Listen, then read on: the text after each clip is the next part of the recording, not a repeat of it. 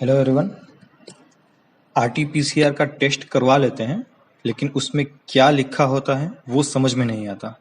तो आज हम उस टेस्ट को समझने की कोशिश करेंगे थोड़ी आसान भाषा में। उस टेस्ट को समझने के लिए हमें डीएनए और आरएनए के बारे में थोड़ा सा जानना पड़ेगा। देखिए, ये है, आपको दिख रहे हैं सामने दो इमेजेस हैं। इसमें से ये वाला जो है ये डीएनए है, जिसमें दो तरह के धागे दिख रहे हैं, दो धागे एक दूसरे में जुड़े हुए दिख रहे हैं। और ये जो है ये आरएनए है। इंसानों में या किसी बड़े जीव में डीएनए पाया जाता है और छोटे जीव में आरएनए पाया जाता है। और ये क्या चीजें हैं? तो जो डीएनए है या आरएनए, वो हमारा डेटा ट्रांसमिशन का काम करते हैं। यानी कि हमारा जो डेटा है, जैसे कि हमारे दो हाथ हैं, दो पाँव हैं, यानी बॉडी स्ट्रक्चर है या डेटा है, वो हमारे आगे के जो हमारे वंशज हैं उनमें डालने के लिए ये काम करता है। और आरएनए भी वही काम करता है। और ये दो चीजें अलग अलग क्यों है? देखिए, डीएनए होता है उसमें दो धागे, इसलिए इसकी साइज थोड़ी बड़ी हो जाती है। और आरएनए क्या है, उसमें एक ही धागा है तो साइज छोटी है। और वायरस इतना छोटा होता है कि उसमें डीएनए समाने की जगह कम रहती है, इसलिए उसमें आरएनए होता है। अब ये कहाँ होते हैं? तो ये शरीर के हर एक भाग में होते हैं, क्योंकि ये बहुत छोटे होते हैं। तो शरीर के हर एक अंग में, अगर हम इंसान की बात करें तो सर के बाल से लेकर तो पैर के नाखून तक हर एक पार्ट में ये रहते हैं। इनकी साइज बहुत छोटी होती है इसलिए। अब डीएनए आरएनए हो गया। अब क्या है? वायरस। वायरस क्या है? वायरस आप सब लोग जानते होंगे, एक छोटा सा जीवाणु है, यानी कि एक छोटा सा जीव है जो किसी चीज में, किसी इंसान में या किसी सजीव में जाकर उसको, उसका जो मैकेनिज्म होता है उसे खराब कर सकता है, उसके स्ट्रक्चर को खराब कर सकता है। तो ये वायरस होता है, एक छोटा सा जीवाणु, इसे आप समझ सकते हैं। जरूरी नहीं है कि वायरस जिंदा ही हो, लेकिन ज्यादातर के इसे जिंदा माना जाता है, एक सजीव में ये आता है। ये वायरस इस तरह के होते हैं। अब इसमें हम आगे समझेंगे। अब देखिए, ये है कोरोना वायरस। आप सब लोगों ने इमेजेस तो देखे ही होंगे शायद। ये कोरोना वायरस का स्ट्रक्चर है। जिस आरएनए के बारे में हमने पढ़ा वो यहाँ है, कोरोना वायरस के अंदर देख रहे हैं आप, ये है आरएनए, न्यूक्लियोप्रोटीन जिसे कहते हैं। न्यूक्लियोप्रोटीन तो नहीं, लेकिन ये है आरएनए, ये वायरस के अंदर रहता है। अब इससे क्या लेना देना, इसे हम आगे देखते हैं। अब देखिए, वायरस के अंदर जैसा हमने जाना, ये होता है आरएनए, ठीक है, और इंसानों के अंदर होता है डीएनए। अब हमारे पास अभी तक ये टेक्नोलॉजी नहीं आई है कि हम आरएनए को पढ़ सके या उसे पहचान सके, क्योंकि इसकी जो साइज है बहुत छोटी होती है। तो हमें क्या करना रहता है, इसको टेस्ट करने के लिए हमें आरएनए को डीएनए में बदलना होता है। अब ये कैसे होता है? जैसे इसमें एक धागा है तो ऐसे धागों को इकट्ठा करके एक दूसरे में जोड़ा जाता है, जिससे एक के बजाय दो धागे हो जाए और बाद में हम उसे पहचान सकें, ठीक है। तो हमें सबसे पहले क्या करना पड़ता है आरटीपीसीआर के लिए? यहाँ दिखा है रिवर्स ट्रांसक्रिप्शन, ठीक है। तो रिवर्स ट्रांसक्रिप्शन यानी आरएनए को हम डीएनए में बदलते हैं, ठीक है। अब आरटीपीसीआर टेस्ट में हम क्या करते हैं? Real time polymerase chain reaction, जैसा मैंने आपको बताया। आरटीपीसीआर में क्या होता है, आरएनए की जो संख्या होती है उसे जानने के लिए हम पॉलीमरेज चेन रिएक्शन का यूज करते हैं, ठीक है। अब देखिए, ये है कुछ मेरे पास दो, आप देखेंगे कोरोना के जो आरटीपीसीआर के टेस्ट हैं उनके यहाँ पर रिपोर्ट हैं। तो पहले ये होता था, ये पहले के पुराने रिपोर्ट हैं। इसमें है, आप देखेंगे ये रिजल्ट है, इसमें सिर्फ आपको पॉजिटिव और नेगेटिव इस तरह के आपको एक सिर्फ रिपोर्ट मिल जाता था, आपको पता चल जाता था कि आप पॉजिटिव हैं या नेगेटिव है। लेकिन अब क्या होता है, अब इस तरह के रिपोर्ट आते हैं, उसमें जरूर ये लिखा होता है पॉजिटिव हैं या नेगेटिव हैं, ये आपको मिलता है, लेकिन साथ में कुछ आपको ये न्यूमेरिक, ये आंकड़े दिख जाते हैं और ये कुछ वर्ड्स दिख जाते हैं। तो इन्हें समझने की जरूरत होती है। देखिए, ये N1 है जीन, ये 27.7, ये क्या है? तो इनके लिए हमें आगे बढ़ना होगा। वायरस जो होता है उसके कुछ अंग होते हैं, कुछ पार्ट्स होते हैं, ठीक है। तो उसके पार्ट्स के नाम के कुछ अक्षर हमने लिए हैं। आप देखिए, यहाँ पर लिखा हुआ है द स्पाइक सरफेस, तो स्पाइक का एस है, ठीक है। फिर ये है न्यूक्लियोकैप्सिस, ठीक है, सॉरी न्यूक्लियोकैप्सिड, तो उनका एन है, ठीक है। फिर बाद में ये है मेम्ब्रेन प्रोटीन, तो उसका एम है। और बाद में ये है स्मॉल एनवलप प्रोटीन, तो एनवलप का ये है ई, ठीक है। उसी तरह से ओपन रीडिंग फ्रेम का ORF है। और आरएनए, ये जो पॉलीमरेज है उसका, ये आरएनए डिपेंड आरएनए पॉलीमरेज, तो RDRP है, ठीक है, इसका फुल फॉर्म है। तो ये कुछ वर्ड्स हैं। ये क्या है? ये वायरस के पार्ट्स हैं, उसके जैसे हम शरीर के पार्ट्स, हमारे हाथ है, पैर है, तो उसके कुछ पार्ट्स हैं, उसे जीन कहा जाता है। देखिए, यहाँ पर ये उनका नाम ये दिखा गया है, ये एनवेलप स्मॉल मेम्ब्रेन हमने देखा, ये ई यहाँ पर है, और ये आरएनए जैसे हमने कहा था यहाँ पर है, उसे न्यूक्लियोप्रोटीन कहते हैं, एन। ठीक है, ये ग्लाइकोप्रोटीन है, स्पाइक यहाँ पर है। इस तरह से इसके पार्ट्स है, ये वाला है या ये सारे इसके पार्ट्स हैं। अब इसका क्या करते हैं हम, इस पार्ट्स का क्या करते हैं, देखिए इन पार्ट्स को लेकर टेस्ट किया जाता है। हम टेस्ट में जो आरएनए है उसका चेन रिएक्शन इस पार्ट से हम करते हैं कि कौन से पार्ट को लेकर ने हमने आरएनए बनाया है, उसका आरएनए को डीएनए में कन्वर्ट किया है। जैसे हमने ई से किया है तो वहां पर ई लिखा जाएगा, एन से तो एन लिखा जाएगा, एस से तो एस लिखा जाएगा, ये दिख रहे हैं आप।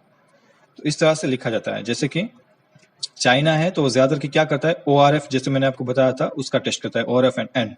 हांगकांग है तो हांगकांग NSP14 है, एन है। थाईलैंड सिर्फ एन का टेस्ट करता है, न्यूक्लियस जो हमने पहले देखा था। हम देख रहे हैं न्यूक्लियोप्रोटीन यानी कि आरएनए, इसका आप समझ पा रहे हैं। जिस पार्ट का हम टेस्ट कर रहे हैं उसको नाम दिया जाता है, ये उसके वर्ड्स को नाम दिया जाता है, पहले अक्षरों को। तो देखिए ये उनका पहले अक्षरों का नाम दिया है। तो पहले हम देखेंगे कि इस अक्षर में पहले अक्षर यानी कि किस पार्ट का टेस्ट लिया है। तो आप यहाँ पर देखिए CT वैल्यू लिखिए, उसके नीचे ये लिखा है, यहाँ पे टेस्ट में देखिए यहाँ पर ORF लिखा गया है, ORF जीन, जीन यानी उसका पार्ट अभी के लिए समझ लीजिए। यहाँ पर एन जीन है यानी कि एन जीन का टेस्ट किया गया है, समझ रहे हैं। तो इसका मतलब ये होता है कि किस पार्ट का टेस्ट किया गया है आपके रिपोर्ट में। अब दूसरा है ये, इसे CT वैल्यू कहता है, ये क्या है और मेन इसका भाग क्या है। तो CT वैल्यू सबसे पहले कहते हैं, CT का मतलब क्या है, CT का मतलब है साइकिल थ्रेशोल्ड। ठीक है, अब साइकिल थ्रेशोल्ड क्या होता है, हम फ्लोरोसेंट सिग्नल के जरिए, एक साइकिल थ्रेशोल्ड के जरिए हम मतलब फ्लोरोसेंट सिग्नल लेते हैं, उसके जरिए हमें पता चलता है कि आपकी जो CT वैल्यू है वो क्या है। अब देखिए इसमें सबसे पहले क्या हम करते हैं, देखिए ये जैसे एक सिंगल हमने देखा था, ये सिंगल धागा एक आरएनए है। ठीक है, अब हम क्या करते हैं, इसको डीएनए में बदलते हैं। डीएनए में बदलने के लिए इसमें और एक धागा जोड़ना पड़ेगा। अब सबसे ज्यादा क्या है, आप यहाँ पर देख रहे हैं ये राउंड्स दिख रहे हैं, देखिए इसमें चक्कर है, 1 फिर 2 फिर 3 फिर 4 ये 5 इस तरह के राउंड्स दिख रहे हैं। ठीक है, इसमें भी आपको 3 राउंड दिख रहे हैं, 1 2 3। ठीक है, तो अब हमें क्या करना होगा, जैसे इस इधर हमें इस आरएनए के इस टुकड़े को अगर हमें डीएनए में बदलना है तो इधर एक पार्ट जोड़ना पड़ेगा। ठीक है, इसके बाद अगर इसको जोड़ना है तो 2 पार्ट जोड़ने होंगे, फिर इसके बाद 3, ये 3 चक्कर हुए, ये 4 चक्कर हुए, ये 5 चक्कर हुए, इस तरह से चक्कर जोड़े जाते हैं। ठीक है, अब ये चक्कर जो है ये हमें बताते हैं कि हमारे शरीर में CT वैल्यू यानी कि हमारे शरीर में वायरल लोड कितना है, हमने कितने चक्कर जोड़े। अब आप सिंपली समझिए, देखिए एक हमें देखा है कि आपके शरीर में टेस्ट किया गया। ठीक है, अब 5 चक्कर जोड़े इन्होंने, एक मतलब कि 5 चक्कर लगाए और पता चल गया, वो दिख रहा है उसमें कि आरएनए वायरस, ये आपका कोरोना वायरस उसमें दिख रहा है। तो क्या हुआ, 5 चक्कर पर आपको कोरोना वायरस दिख गए तो आपकी CT वैल्यू होगी 5, यानी कि बस 5 ही चक्कर लगाए, जोड़े और कोरोना वायरस दिख गया। और कई जगह पर ये होगा कि इसमें 5 जोड़े नहीं दिखा, 10 जोड़े, फिर 20 चक्कर लगाए, फिर 30 चक्कर लगाए, 40 चक्कर लगाए, तो 40 चक्कर पर जा करके तो आपको कोरोना वायरस दिखा। ठीक है, यहाँ पर देखें, तो इसका मतलब है कि आपकी CT वैल्यू है 40। अब इससे क्या लेना देना है, ये देखिए यहाँ पर ये चक्कर लगाएगा और ये ऊपर जाएगा, तो यहाँ पर अगर पहुंचता है, ये है इसकी हम कहेंगे इसको थ्रेशोल्ड वैल्यू। ठीक है, तो अगर इसने 5 चक्कर लगाया यहाँ पहुंच गया, ठीक है, तो आपका CT वैल्यू हुआ 5। अगर इसने देखिए यहाँ पर लिखा है कि 21 चक्कर लगा और यहाँ पहुंचा, तो आपकी CT वैल्यू हुई 21। अब ये चक्कर क्या है, ये देख रहे हैं आप, ये 2 हैं जैसे, तो 2 चक्कर इसमें हम करेंगे, 21 चक्कर लगा है, यानी कि कोरोना वायरस को डिटेक्ट करने के लिए डीएनए में, आपके आरएनए में 21 चक्कर, ये जो फ्लोरोसेंट है 21 चक्कर उसने लगाए, तब जाकर कोरोना वायरस मिला। यानी कि जितने ज्यादा चक्कर लगाने के बाद कोरोना वायरस मिल रहा है, उतना वायरल लोड आपके शरीर में कम है। समझ गए, जैसे कि 1 या 2 या 5 चक्कर लगाकर यहाँ पर पहुंच गया, यानी कि वायरस बहुत ज्यादा है, बस 5 ही चक्कर लगाए और आपको वायरस वहां पर डिटेक्ट हो गया, मिल गया। लेकिन बहुत सारे 5 चक्कर लगाए, 10 चक्कर लगाए, 20 चक्कर लगाए, नहीं मिला है, इसका मतलब कि वायरल लोड कम है। ज्यादा, इसका मतलब ये होता है सिंपली कि CT वैल्यू जितनी ज्यादा रहेगी आपकी, उतना आपके शरीर में वायरल लोड कम है। समझ रहे हैं, अगर 10 CT वैल्यू है आपकी तो आपके शरीर में वायरल लोड ज्यादा है, जो आपका मतलब कि सैंपल लिया गया है उसमें। और अगर आपकी CT वैल्यू 30 है तो आपके शरीर में वायरल लोड कम है, आपके उस सैंपल में वायरल लोड कम है, यानी कि जितनी ज्यादा CT वैल्यू रहेगी वायरल लोड उतना कम होगा। अब देखिए आप इसमें समझ जाएंगे, देखिए 2 मेरे पास रिजल्ट हैं, एक तो है नेगेटिव, इसमें बहुत सारे उसने चक्कर लिए लेकिन उसको कोई वायरस दिखाई नहीं दिया, सीधा नेगेटिव आ गया। यहाँ पर देखिए ये ORF जीन यानी कि ORF जो पार्ट हम कह सकते हैं, उसका उसने टेस्ट किया है। ठीक है, और उन्होंने 29 18 और 29.18 बार उन्होंने चक्कर लगाया, बाद में उन्हें वायरस दिखा, तो ये उनकी सीटी वैल्यू हो गई 29.18 इस पार्ट का, किसका, जीन ORF का। और इन जीन में जब उसने टेस्ट किया तो मतलब उन्हें मिला है 26.05 बार उन्होंने चक्कर लगाया, तब जाकर एन जीन का वायरस उन्हें दिख गया। तो ये आपकी सीटी वैल्यू हो गई।